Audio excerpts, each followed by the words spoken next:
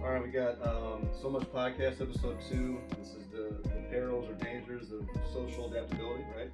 Yep. That was action? That was just a clap. I'll tell you when Yeah. you're good to go. What's up, guys? It's DNA Mac. I'm here with episode 2 of So Much Podcast. I am... Ooh, like nervousness just hit me right there, like right in here. Like, I forgot everything I was just gonna say. But in all seriousness, I really don't think I could be more excited to get the opportunity to do another episode after the feedback and the love and the support that we've gotten just in the last week. So many people reached out and exercised their ability to connect via social media, via email. I got phone calls. One of the things that we talked about last week very briefly was kind of the dangers of social adaptability and how it can lead to things like fragmented identity and low self-worth. So today we're going to expand on that. That's the number one thing that everybody asked about. So before we get into the nitty-gritty about what social adaptability, being a social chameleon, a people pleaser looks like, I'm going to do our first segment of every show, the fit check and the kick check. And I'm going to talk about a local brand. Today on foot, I changed my shoes like 6 times. You can't see him. Danny was laughing at me the entire time, but I went with the Royal One Low, majorly slept on, and now major resale value. I got Barons fitted, and shout out to Mega in the Bay Area. This is Black Scale. It says riots are the voice of the unheard. Black Scale was a brand that right whenever DNA opened was majorly supportive of us. Nate has a really good relationship with Mega, Trey does as well. I really look up to him. He's a great follow on Instagram. He's one of the coolest dudes on the internet. And we're big fans of his brand to this day. Next, I want to talk about, we got some dope stuff going on down at DNA. I know you guys saw a couple months ago, we blasted this all over the place, but we have the second coming of our own line. We worked with David Gentry from Diet Starts Monday, and we have some really cool pieces that we did for our 8-year anniversary, hence the 8 on there. All these t-shirts are marked down to less than $50, and there's 2 sets of shorts you guys can see too. The shorts are getting really great reviews because they're really soft. They're really comfortable. They've got elongated drawstrings. And then because of Kobe's passing and Trey and Nate being big Laker guys, and now me because of LeBron,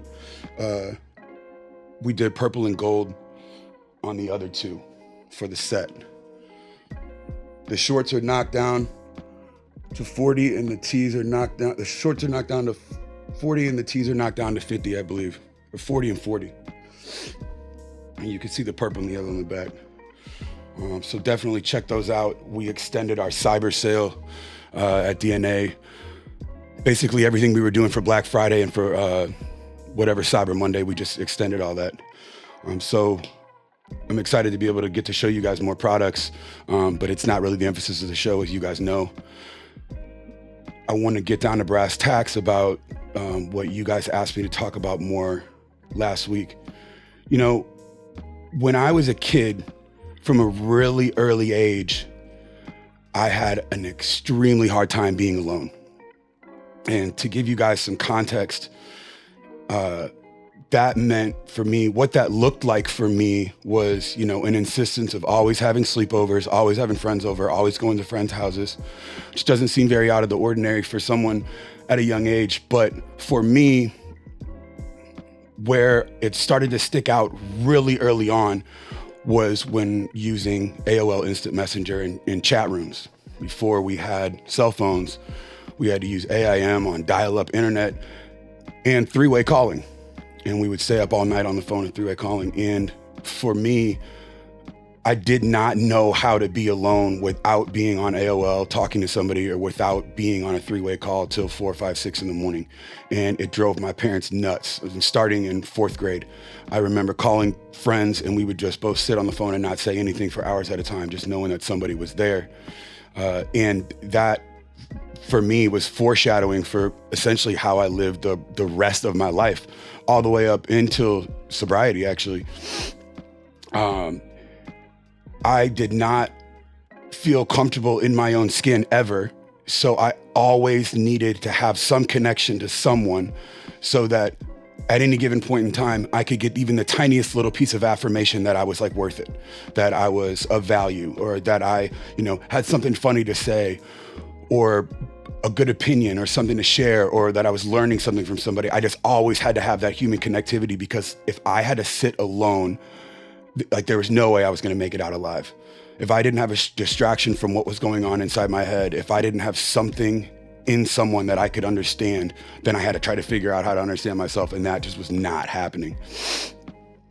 As I moved through middle school and high school, I went to a majority Black elementary and middle school and high school, and most of my friends were, a large portion of my friends were Black growing up, and culturally, there were a lot of differences in the ways that I was raised from a lot of my friends, but my parents were really, really great. I had a really diverse friend group. I had a really diverse upbringing, but there was still some like social roadblocks for me trying to fit in school. So on the weekends a lot, I would spend half my time with my U City friends, and I would spend half my time with like my white county friends, essentially my white friends of privilege out in the county. And I never felt like I fit in anywhere. So to combat that, the same way we talked about last week, the social adaptability and changing what version of yourself you present to people, depending on where they're at, and it, leading to you not knowing who you are in private. I was that kid publicly too. I was that kid physically. On a Friday night, I would wear, to meet up with one group of friends, baggy jabots, a flat bill, a tall tee, Air Force Ones, and I would drink Hennessy and smoke Black and Milds and blunts. And fast forward a couple hours later, I'd find out that there was a party out in the county, and on the way out there, I would stop at a gas station and change in the bathroom into Abercrombie jeans, a pink polo, Birkenstock clogs, puka shell necklace, pop collar. I never had frosted tips, thank goodness, but like you get the idea. There was no way in hell I was going to let anyone know that I didn't feel like I fit in. There was no way that I was going to let anyone tell me that I didn't fit in. I needed to be part of something at all times, because if I wasn't part of something, then I had to acknowledge what it felt like to be alone, and that just did not work for me at all. What this led to for me was something that for a long time I mistaked as a positive, and I mistaked as having a large friend group. There's a quote on Instagram, it gets attributed to Heath Ledger a lot. I don't know if it really is Heath Ledger or not, but it says, I don't have that many friends, I just know a lot of people. And that was me up until very recently. I always had a pool of like 3,000 acquaintances. They knew of me, but they did not know me. They knew who I was, but they didn't know who I was. And my reputation became where I attached my value. So as long as I was class clown at school, or the best rapper, or the cool weed dealer, or the cool D-boy, or the guy who threw the best parties, or the popular bartender, or the club promoter, or even after I got sober, I was the sober guy. I was Mr. Sober Superhero. I needed ways to identify myself via my image. This leads to quantity over quality. I had a very, very loose, very, very foggy, very faded out, enormous circle of people, but I didn't have really anybody that I allowed myself to be truly seen to. And that's something that we're going to talk about a lot throughout this show is how to be vulnerable, the benefits of vulnerability and transparency, what it actually looks like, what people think it looks like. I, for a long time, mistaked talking about my sobriety and writing heartfelt posts about it as being vulnerable and transparent, but I was still picking and choosing what I shared, and I was still moving politically and trying to play the game on Instagram by putting the shock stuff out and not talking about everything, always talking about the setback and comeback story and always playing it up because it seemed to be what people liked the most. I started to really learn this year about real transparency and real vulnerability and really figuring out who I actually am and an identity whenever I started therapy. Last episode, I said that I made a promise to myself not to lie during therapy. I'd never done that before. And this year, about 8 to 10 sessions in, my therapist came right out and told me that for the first 8 or 10 sessions, she couldn't stand me. She actually hated me. She didn't know if she wanted me to be her client anymore. And I, being the guy that I was like, what? Like, how? No one's ever hated me. Nobody has ever hated me. Because I'm the guy that if there's 2 million people in a room and 1,999,990 of them love me and one of them hates me, then nobody matters except for that one person that hates me. I gotta figure out why this person hates me, and I have to earn their love. Because if I can get somebody that hates me to love me, then I'm worthy. And that is something I'm also learning that's heavy in borderline personality disorder too. This kind of compulsion to find love where it doesn't belong and to earn it from people that don't have it for you, so that you feel of value, so that you feel worthy. I asked my therapist, I was like, why did you, what was I doing? Like, why do you hate me? And she was like, well, I figured out that you're a really good guy. I figured out that you're really caring, you're really compassionate, you're really down to earth, you really mean what you say. But me hating you for the first however long, or me not liking you at all, or thinking you're a douchebag, or whatever it was she said, I don't think she said hate, that came from me being authentic. And that was something that I had never done. I did not qualify or rationalize or justify anything that I said to her. I just said it. And that's been kind of my motto going through 2020 and into 2021 is I need to have here I am, as I am, take it or leave it. If you leave it, no hard feelings. If you take it, great. That allowing yourself to not be everyone's favorite is the key to being your own favorite, right? So for me, I didn't like myself because I was constantly doing shit that I didn't like so that other people would like me. And then I would find out that I wasn't a fan of them, or that I didn't fuck with them, or I didn't like how they moved, or whatever it was. And then I was like, man, I just spent all this time trying to earn this love and affirmation and appreciation from these people, and I don't even really fuck with them. And I was left with this version of myself that was just compiled of all these different parts from other people that weren't actually representative of me. I didn't know how to just say no. I had to give excuses. I had to give reasons. I had to rationalize everything. If somebody asked me if I liked a certain kind of music, I had to say yes, but I also wanted to make sure that they knew that, like, no, don't associate me with the kind of people that like that music, because I like everything. And I like this, I'm more like this. I came from here. This is how I was raised. This is why I'm different. Like, this is why it's okay for me to say this word or that word, or I'm not this, I'm not that because I have this or I have that. And is always trying to manipulate and mold my image to be exactly what I thought whoever I was with needed. And when I started therapy, I just went in and I opened up and I talked the way that I wanted to talk. And sometimes it was grimy and gutter. Sometimes it was, highly flagrant. And sometimes it was misogynistic. Sometimes it was brutal. Sometimes it was violent.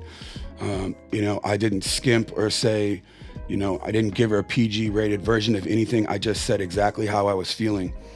And the version of me that showed at first was a really unlikable one. And that's something that up until that point in time, I had never been able to do. Whenever my therapist told me this, that in getting to know me, she's, essentially fallen in love with me as one of her favorite clients or whatever. I'm sure she tells all her clients that. But, that showed me that the path through people pleasing will lead you to quality over quantity and to lose yourself. And if you can work on finding an authentic version of yourself, that you may not please everybody, but the people that you do please will be that much higher value. I tend to put everything on really polar scales. I don't categorize things as good. I categorize them as the best or the worst. And that played into, my image and my people pleasing a lot too. I couldn't just be another kid at a party. I had to be the kid that did the most wild shit. If we were at a party, I had to be the guy that jumped off the roof into the pool. I had to be the guy that set shit on fire. I had to drive the fastest. I had to sell the most drugs. I had to be the guy that saved the day when there was a big fight. I had to have the hottest girlfriend. I couldn't just be another motherfucker. And that, was how I was all the way up until this year. I don't understand the concept of being comfortable just being in the room. I either need to be the dumbest guy in the room so that I'm learning from everybody smarter than me, or I need to be the smartest guy in the room so that I'm teaching everybody. And that is a really, really dangerous way to live, because there's nothing wrong with being number 8. There's nothing wrong with just being normal. And in being an authentic version of myself, I might find out that I'm normal. This podcast might not do anything but the numbers that it's doing right now. I might not get famous and get to do a TED Talk. I might, I might not be a next Gary Vee or Andy Frisella or Tony Robbins or Brene Brown or, Vienna Farron or Connor Beaton or Mark Groves. I may just do this and then end up working a 9 to 5 and living comfortably and happily with my family in St. Louis. And I need to understand that that's okay. Being normal is okay. I've always felt terminally unique. And terminal uniqueness is a term in alcohol and AA and NA that refers to the belief that your problems or your chemical imbalances or your composition is so different and so unique from everyone else's that the solutions won't work for you. One of the most important things that I learned early on in recovery was that I was the same as people who had gotten sober before me. That no matter what my struggle was, no matter what my story was, no matter what my trauma was, that the solutions that have been provided to me via recovery and via all these self-help avenues and via emotional wellness and mental health and all my friends in social work, that those solutions work for everyone. No matter how complicated, no matter how traumatic, they work for everyone. You just have to, some people apply them differently, some people apply them more, some people apply them from different angles. But that saved my life, knowing that I wasn't special. And I think the way that ties back into social adaptability for me and being this social chameleon was that when I'm around other people, I feel special because I make people feel special. And when I'm alone, I don't know how to make myself feel special. I don't know how to make myself feel comfortable or good about anything that I do. My opinion isn't of any value to me. I need to know from other people. I need the affirmation from my mom and dad. I need to know my sisters love me. I need to know that my friends look up to me. I need to know that I'm doing things to help people. I need that constant affirmation because I feel so badly about myself when I'm on autopilot. If I don't do anything or move for a day, most of that day is spent in my own head worrying about when the next time I'm going to be able to see somebody so that I can get some affirmation and feel better about myself is.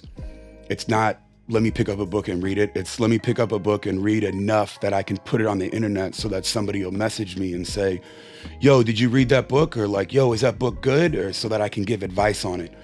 Reading and learning just enough of stuff so that I can get other people started on it and then watch them pass me. I've equated my leadership in a lot of areas as I was the best damn little league coach ever. But I would never move up in another league. And then that's kind of another version of being the smartest person in a room full of idiots. You know, I have gotten really, really good at getting people started, and I've gotten really, really good at making these initial connections that could turn into really great friendships. And then I refuse to get vulnerable. I refuse to be a version of myself that allows anyone to truly see me. So I make a million acquaintances and no real friends. And that for me is the essence of my people pleasing. It's the essence of why there are foundational cracks in my own self-worth and my own value. You know, I want this podcast to be hyper solution oriented. So as we work through these things, sometimes we'll have to double back on an episode the next week, you know, and give you guys resource guides, books to read, that sort of stuff.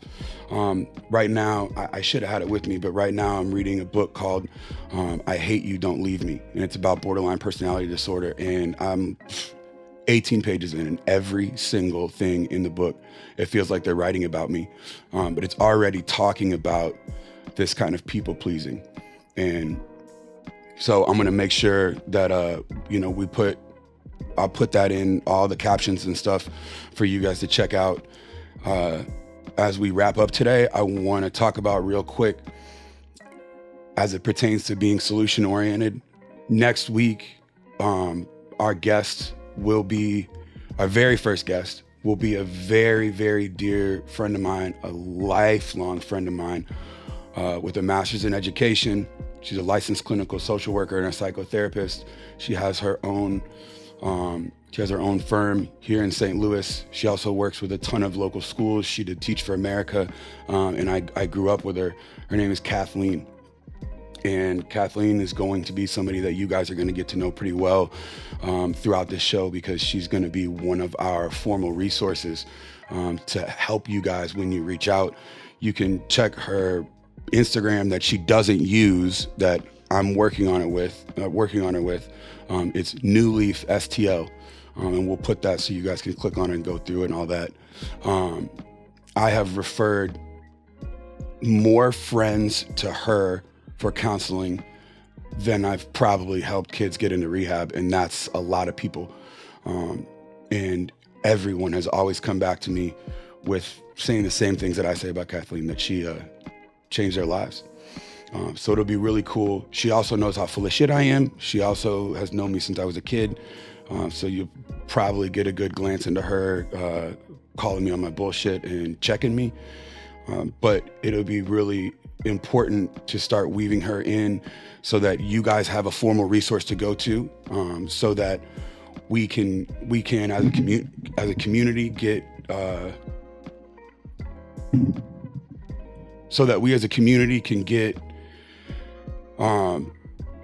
better access to more resources and through formal outlets, so that we're actually getting people help, not just having these conversations, but that we're actually getting people help. I hope you guys enjoyed it today. I still don't know what the hell I'm doing. Make sure you get on DNASTL.com and check out the DNA line specifically. We left the Cyber Monday sale up there for a reason. I'm trying to remember if I have anything else that goes with this format to wrap this up, but I really think that that's it. So I want to send big love out to everybody. Thank you from me, Danny, and Brandon. We're really, really excited with the way this is going, even after just one episode. And I hope that I was on point and didn't fail people with this talk. If you guys have questions, comments, concerns, feedback, please feel free to send it to us on the _podcast Instagram page, or you have all of our personal IGs as well. And lastly, I'm going to have a really hard time doing this, but I know that I need to do it. Please, please, please click like, click subscribe, and if you can, share the video. We will have this available on all streaming platforms, podcast app, all that within the next 10 days or so. And it'll probably be less than that. But We'll be on iTunes. We'll be on Spotify. I will bog you guys down with it online. I want to make sure that everyone has access to it and can listen to it chopped up. I know it's not as easy unless you pay for YouTube. So we're going to have all that available to you guys by probably right around the same time that this episode is cut and edited and put out. So thank you everybody for tuning in. Big love to Danny, big love to Brandon, and big love to everybody. I'll talk to you guys soon.